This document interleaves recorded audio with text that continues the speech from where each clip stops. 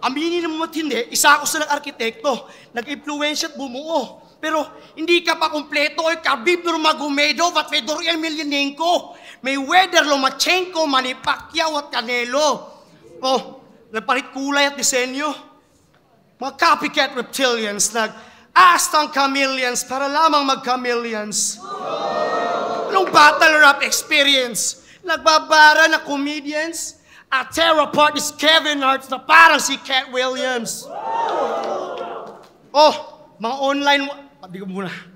online wax civilians.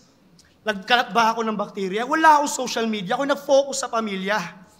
Di ba ako pasok sa inyong criteria? But I'm just here to get the paper. Di ko kailangan pa ng validation from motherfucking strangers. Pare, yung 1 million necessary, I think I speak for everybody na yung monetary value is simply viewed as extra money. Yung battle rap, temporary. Itong business, secondary. Pero di ko kailangan maging champion para maging legendary.